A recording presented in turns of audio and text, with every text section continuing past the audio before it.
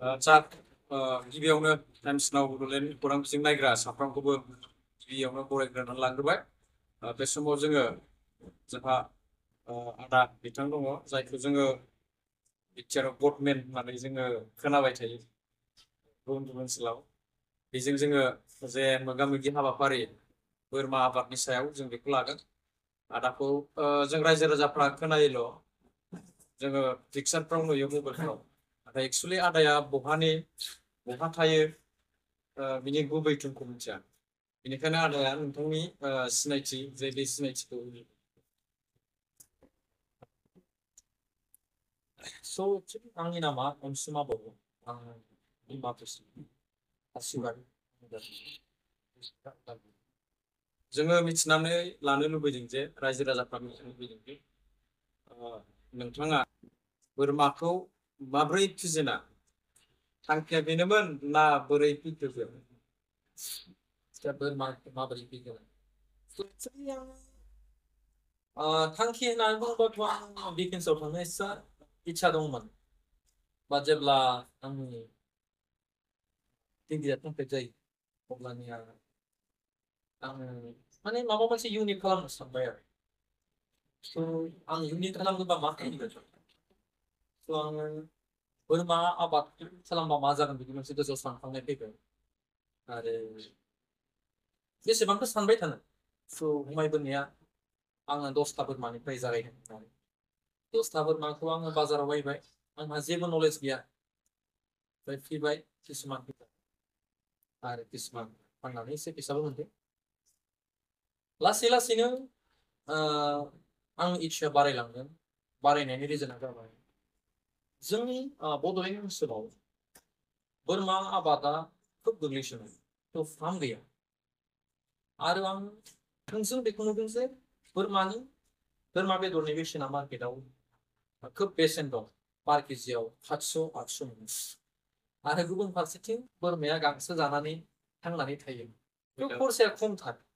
ओंखायनो आङो थ' आं खालामनाया मोजां जागोन। आं बायदि थाखा फैसा गैयै मानसिया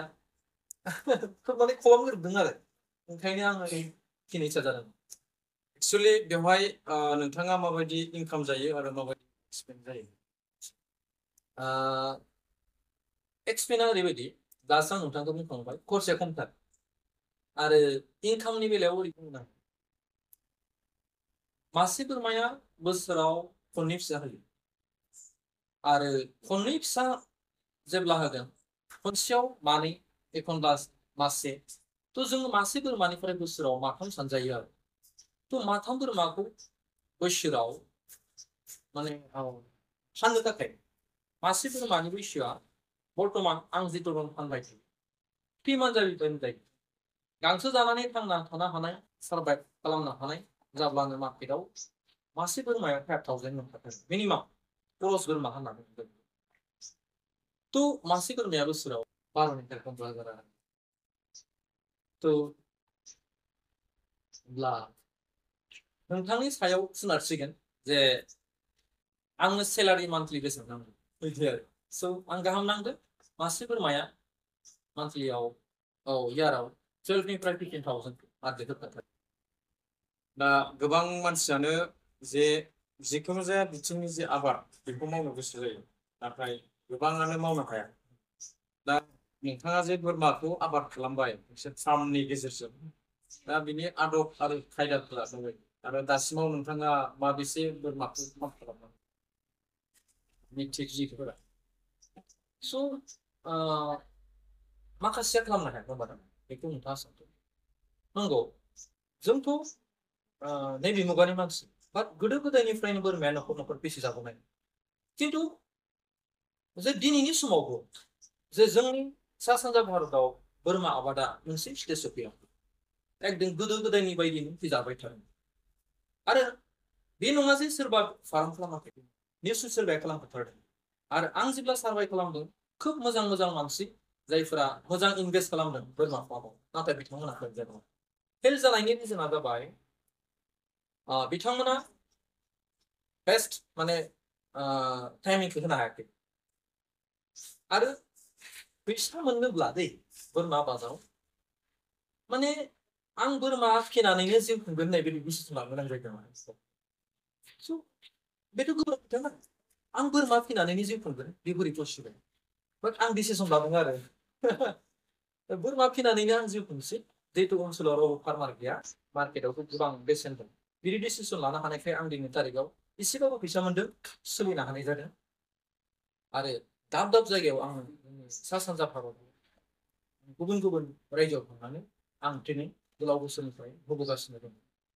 माखासे हायैनि रिजोना बेनो बिथांमोना आं बायदि डिसिसन लानो हायाखै खिन्थु आं बेखौबो बुङाखै जे आं साक्सेस जादों होनना आं बुङाखै दे बाट बोरमाया फैसा दं जे गोबां मानसियानो फिसियावबो बेमार आजार बेबायदि जानानै थैजानाय बेबायदिखौ जों नुनो मोननाय जायो एक्सुवेलि नोंथाङा माबायदि रोखोमनि मुलि थुलि बा अर्गानिक माबायदि खालामो औ बेमाराथ' गोदोर मोनसे इसु बेमार जायाबाथ' निस्सय दिनैनि थारिखाव गोबां फाराम नुदोंमोन मानसिनि गोसोआ बायदों बेमारनि थाखाय बेमारखौ फाहामथाय होनो हाया स' एक नम्बर बेमारा जाबाय पिपिआर होननाय मोनसे बेराम जायो जाय पिपिआर बेमार जादोंबा 90% बोरमाया थैयो स' आरो बेवहाय आं मोनसे बुस्थुखौ सोंनो लुबैयो एक्सुवेलि बेमारखौ फाहामनाया गोदोर खोथा नङा बेमारखौ फाहामनो हानाया गोदोर खोथा नङा जेब्ला नोंथाङा बोरमाखौ फिबाय थागोन लासै लासै लासै नट अनलि बोरमा अट'मेटिकलि गियानखौ मोनलांखागोन दिनै मोनाखै गाबोन मोनगोन बोसोरनै बोसोरथामनि उनाव मोनखालांगोन मोनसे समावहाय मासे जन्थुनि समस्यानि समाधानखौ नोंथाङा मोनथारगोन नाथाय खोथाया बेसो जाहाथे बेमारानो जाखाया फारामाव बेसो देरसिन नोंथाङा दासिमाव मा मा रोखोमनि बोरमाखौ नोंथांनि फार्माव लाखियो आरो बे बोरमाखौ मार्केटआव दैथायनायनि बेलायाव लकेलावनो फोजोबो ना गुबुन बेबायदियावबो नोंथांनि माने बिजनेसा मार्केटआ जोबोद मोजां दै बुंनाय मोनसे पइन्ट खालामदों माने बेमारानो जाखाना होनोब्ला भेक्सिन होनांगोन थारमाने बे आरो बेमारानो जाखागोन नोंथाङा रोंखागोन दा मार्केटनि खोथा सोंदों नोंथाङा आं दहायबो बुंबाय मार्केटआव जोबोद बेसेन गोसा पार केजियाव 500 मोनो रावनिबो फार्माव बोरमा फानना लाबासिनो थाया नांखाजोबथारो बाजाराव लांनाय नांगौ गैया आरो बायग्राया नोंथांनि न'आव थांगोन बायगोन दा आं बर्थमानाव आं जोंनि सा सानजा भारताव गासैयावबो स्टेटआव बोरमा साप्लाय गासैयाव बोरमायानो एभेलेबल थाया थ' जन्म जायो माने जास्ट गोरबोनिफ्राय ओंखारनांगौ अब्लानो अर्डार जायो गोबां अर्डार जायो नै दाबो आं प्रति सप्तायावनो 80 थाखानि बोरमा हरनांगौ जादों आंनो फन हरथारो आं बिदि थाबाय थाया थ' मोजां मोजां आबादारिनिफ्राय कालेक्सन खालामनो गोनां जायो आरो जोंफोर कालेक्सन खालामनाय लोगो लोगो बैसोरबो मोनसे इच्छा जालायगोन ना मार्केट दं थ' अरुणाचल मणिपुर गुबुन गुबुन गुबुन स्टेटआव फानगासिनो दं बोरमायाथ' गोबां रोखोमनि दङ मार्केटिं क्रस माबा माबि दा नोंथाङा मोनबेसे जातनि बोरमा फियो ना मोनसेल' जात एक्चुअलि आङो जेब्ला बोरमा फिदोंमोन लकेलनिफ्राय सोरबा थांमोन आं गावगायनो राजस्थाननिफ्राय गावनि न'आवसो बोरमा लाबोदों माने स' आंनियाव दं दा बर्थमान बेटेल दङ सिरिलि दङ तुताकुरि दङ बेनिफ्राय क्रस ब्रिड दङ जोंनि सा सानजा भारताव मोननाय आसाम हिल ब्लेक बेंगल बेफोर बोरमा दङ जोङो खोनानो मोनो नैबेबायदि जाखांफु आबादारि जिखुनु जाया बिथिंनि आबादारिफोरनो आसाम सरकार बा बिटिआर सरकार बा माने भारत सरकार बिथांमोननि जि सरकार बियो मा होनो बेखौ बान्था हिसाबै जोङो होनायखौ जों गुबुन गुबुन जायगाफोराव गुबुन गुबुन आबादारिफोरनो जों नुनो मोननाय जादों बे बेलायाव नोंथांनि बेलायाव नोंथाङाबो माबाफोर बान्थाफोर बोरमा फिसिनाय आरो निस्सय दासिम आं गासै 9 एवार्ड आरो आं हेपि जे सासे आबादारि हिसाबै मोजां आबादारि हिसाबै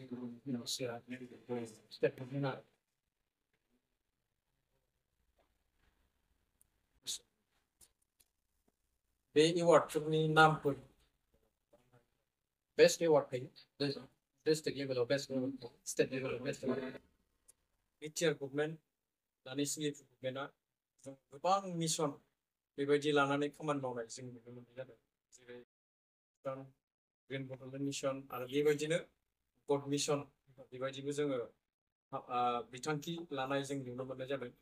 दा बे बेलायाव बिटिआर गभर्नमेन्टनिफ्राय आदाया माबाफोर अनसुंथाइफोर बा हेफाजाब बेबायदि मोनदों नामा? गिबियावनो आङो दानि गभर्नमेन्टखौ रोजा रोजा साबायखर होगोन मानोना बिथांमोना ओनसोलनि आबादारिफोरनि जौगानायनि बहुत मिशन लादों टेकनिशियान लादों बे गमामायैनो जोबोद साबजाथाव बेवहाय आं खालि एड खालामनो लुबैदों एक्चुअलि साफ्रोम आबादारिया गावनि अरायथानि रैखाथिखौ लुबैयो जेरै गावनि इन्डास्ट्रि होन गावनि बाइक होन गावनि थैनायनि उननि होन माने इन्सुरेन्स खालि मोनसेबो गोरोन्थि जालांदों आं सासे एज ए सासे आबादारि हिसाबै बुंनो लुबैदों गोबां अमा गोबां बोरमा दाउ हांसो रानबोबाय बिटिआर बिनि थाखाय साबायखर आरो खालि माने इन्सुरेन्सनि खामानिया खालाम इन्सुरेन्स खालामनानै होनाय दिनैनि तारिखाव बड'लेण्डनि गासिबो बेनिफिसियारिनि न'खराव बोरमाखौ अमाखौ दाथ' आं जिथु मिथिदों जिहेतु आं दाब दाब जिल्लायाव थांनानै ट्रेनिं होयो हिसाबै 90% अलरेडि थैखाबाय आरो बेयो फिसा खहा नङा बे जोबोद गिदिर दं 90% आबादारिनि बोरमाफ्रा थैनाया गोरबोखौ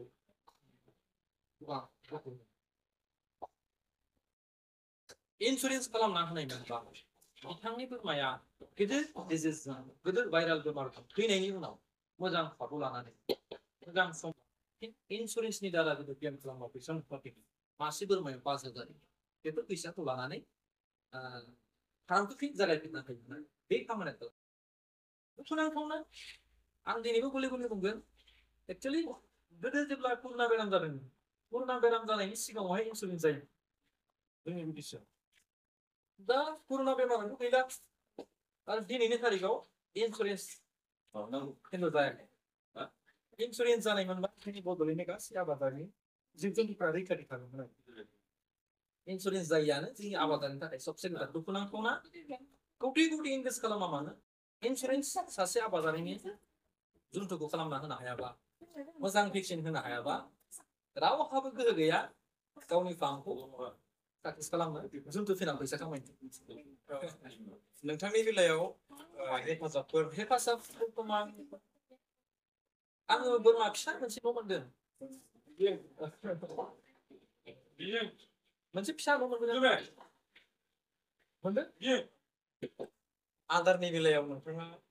दानाफोर ना लकेल गांसोफोरसो जानो आदारनि बेलायावथ' दहायबो बुंदों आङो बोरमाया एक्चुअलि गांसो जानानै थांना थाग्रा हिसाबै गांसो जानानै देहाखौ बानायो मोजां थांना थायो ओमफ्राय जास्ट जाय बोरमानो जाय जुन्थुनो देहाया दुर्बल बे बोरमाखौ बल'सो टारगेट खालामनानै एसे एसे सापर्ट होनांगौ बे इसोरनि अननाय जे गांसो आथिखालाव नोंथाङाबो सासे इयुथ्स लाइमोन बोरमा आबादारि दा बेनिखायनो जोंनियाव बेखार लाइमोनफोर दङ जायफोरा बेबायदि खामानि मावनो गारनानै गुबुन गुबुन जायगायाव गुबुन गुबुन बेबायदिनो ओनसोलफोराव थांनानै खामानि मावहैनोसो गोनां जायो आरो बिथांमोनहाबो नोंथां बायदि जुदि मावोब्ला गावखौ सुंथानायनि जे राहा बेखौ खालामनो हायो दा बे हिसाबै नोंथाङा बिथांमोनखौ मा मेसेज होनो हागोन निश्चय जुदि जिउआव साख्रि मोनलाब्ला बायदि बिजनेस मोनलाब्ला बोरमा आबादाव फैनांगौ गावनि गोलाव बोसोरनि एक्सपिरियेन्स बेफार फुंखाखौ बोरमायाव थांना थानो हानायनि राहा दङ सबखौनो बुंबाय बोरमायाव थांना थानो हानायनि राहा दङ गोजोननाय दं बोरमाया जुन्थुआ मानसिखौ थगायदों मानसिया मानसिखौ थगायलायो नोंथाङा खालि जुन्थुनो सम होनांगौ जुन्थुआ नोंथांनो फैसा होगोन नाथाय मोनसे खोथाखौ बेवहाय आं बुंदेरनो बर्थमान जों एसे सांग्रां जानांगोन केलकुलेटर थुबाथ' गोबां फैसा नुयो समस्याथ' गोबां दङ दा बर्थमानाव एट प्रेजेन्टआव आङो मोनसे मेसेज होनो लुबैदों जोंनि बड'लेण्डआव चिरां डिस्ट्रिक्ट बायदियाव गोबां गिलु बालु बेराम जायो जायखौ PPR बेराम होननानै बुङो चिरांनि आमटेका खयला मयला बेफोरबायदि जायगायावहाय गोबां माखासे आबादारिफोर दं जायफोरखौ थांनानै मोनसे समाव आं ट्रेनिं होनो दंमोन बेफोरबायदि जाखांफुनाय सोरनावबा 40 था सोरनावबा 100 था दं दा बिथांमोननि फार्माव PPR बेराम नांदों गामियाव बेराम नांदों थ' मोनसे जोंना फोजोबनो हायै दुखु गोनां बे मोनसे जाथाय बिसोरबायदि आबादारिनि थुलुंगानाय जों होबाय थानो थाखाय गभर्नमेन्टआ बेवहाय किसुमान इनिसियेटिभ लानांगोन बै ओनसोलाव सार्भे खालामनांगोन मोजां भेक्सिन मोनदोंना मोनाखै आबादारिनि बेखौ खामानि मावनांगोन एक्चुअलि जोंनि बड'लेण्डआव किसुमान NGOफोर फैदों खामानि मावगासिनो बै NGOफोरनिफ्राय जिथु गोबां बोरमा साप्लाइ जादों गोबां अमा साप्लाइ जादों गोबां जिब जुन्थु साप्लाइ जादों बेफोराव प्रपार भेक्सिन खालामालाबासिनो बोरमाफोरा जानो हागौ थांदों आंनि सार्भे खालामनायाव आंनि मिथिनायाव माखासे बेनिफिसियारिफोर दं जायफोर NGOफोरनिफ्राय बोरमा मोनदों सोरनिबा होनाय बोरमा मोनदों बेफोर बोरमाया 90% प्लास थैदों रिजोना बेनो बेमार मोननाय बोरमाफोरखौ होदों भेक्सिन होआलासिनो बोरमाखौ रानना होदों बोरमाफोरा थैदों आरो बै बेनिफिसियारि न'खराव फैनाय लोगो लोगोनो मोनसे गामियाव बेसेबां बोरमा दं नोंथांखौ जों खोनानो मोनदों बोरमा फिसिनायनि सायाव गांसे बिजाब दिहुनदों होननानै मा बिजाब बियो आरो बे बिजाबखौ बहा मोनो नंगौ आङो गावनि 10-12 बोसोरनि एक्सपिरियेन्सखौ बिजाब महरै होनो गोनां जादों फोरोंगासिनो दं आरो माखासे जायगायावहाय फोरोंजोबनो खाबु हास्लाबा माखासेया सोलोंनो थाखाय टाइम मोना गोसोआव बोलोर मोनबाय थायोमोन गावनि एक्सपिरियेन्सखौ गांसे बिजाब महर आं होनो हाबाय आरो बे बिजाबनि मुङा जाबाय गोदान मुगानि बोरमा आबाद गावनि गासै एक्सपिरियेन्सखौ आं बेवहाय मख'दों जोंनि बड'लेण्डनि आबादारिफोरनि थाखाय बा बर' फरायग्रा मानसिफोरनि थाखाय गोबां मोनसे मोजां गासै बोरमानि बेमार आजारफोरखौ बेवहाय मख'नाय जादों आरो राहा फाहामथायनि राहा होनाय दं बबेयाव मोनगोन बेखौ एक्चुअलि नोंथांमोना सोरनोबाफोर नांगौब्ला थ' डाइरेक्ट आंखौ फन खालामनो हागोन स्पिड पस्ट आबादारिनि न'सिम दैथायहरनाय जायो जोबोद मोजां सुबिदा स्पिड पस्ट दैथायहरनाय जायो दासिम गोबां बिजाबफ्रा सेलिं जादों मानोना नोंथांमोना मिथिखायो बोर्ड मिशन गोबां जायगायाव ट्रेनिं जादों बेवहाय उत्साह बारायदों आरो बिजाबखौ बायदों आरो जायहा गोसोथार बिथांमोना मुलाम्फा जादों होमबा बेखिनि बाथ्राफोरखौ लानानै जोङो नोंथांनिफ्राय आबादारिफोरनो गोदान जोलैनि जे आबादारि जानो लुबैनाय